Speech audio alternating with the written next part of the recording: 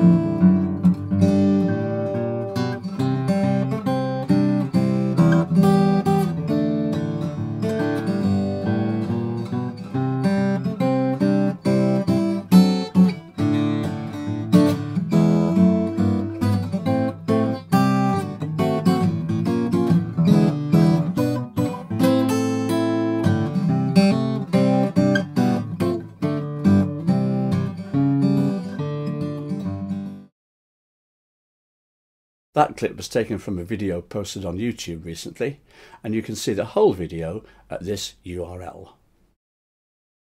I'm going to play the soundtrack to that clip again, but this time showing the chord sequence, so you can see where the tune fits into the chords.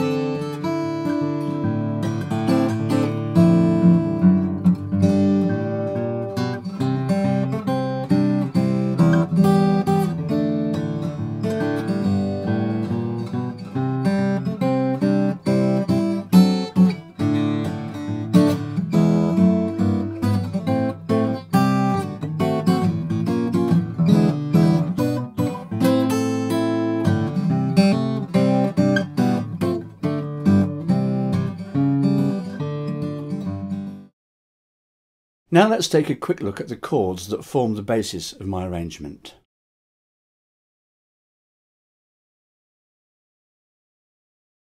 There are two forms of the E7th chord, the basic one in the root position and a high one on the 7th fret which leads into an A minor.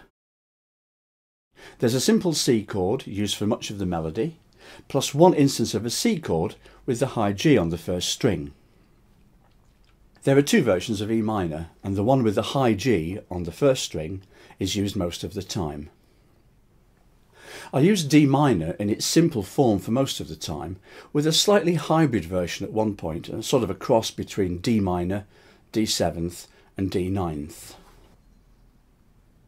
This version of D7 is not one you see very often, but I use it quite a bit when playing the high A note on the first string. And if you take the finger off the top string, you get a D9 chord, which is a basic D with a top E on it. Throughout this tune, I'm using really G6th in preference to a basic G or a G7th chord. Here are three versions of A minor, which are used where needed to cope with the highs and lows of the melody line. A minor 7th makes a brief appearance, as does this odd version of C, used in a bass run, which I've called C augmented for convenience, though it's not really a true C augmented. There are two diminished chords in the tune, an A diminished and an F sharp diminished. It's the same shape but played on different frets. Finally, there are just two barred chords which make a brief appearance, F and B flat minor. It's important to realise that these chords really form the basis of the tune, and the chords are going to change as the melody lines and the bass runs flow through them. So a C can become, for one beat, a C6th, or a C ninth, depending on where the melody note lies. What I'm going to do now is to go through the tune with a stop motion, freeze frame, beat by beat demonstration of the chords. Here's a typical freeze frame. The graphic shows the hand position, the chord and the fingering. Each chord or shape consists of blue and yellow circles. All the circles are fingered, but only the yellow circles are picked. So, here we go.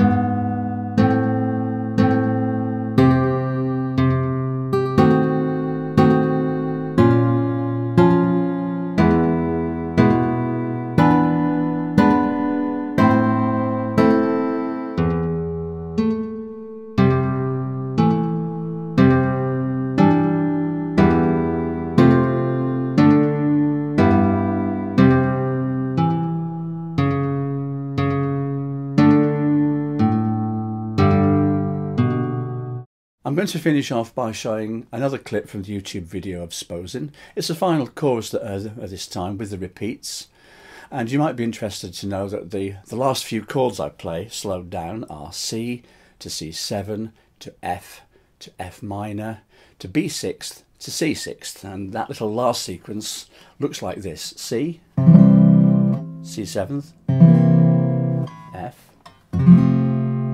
minor, B sixth, C sixth.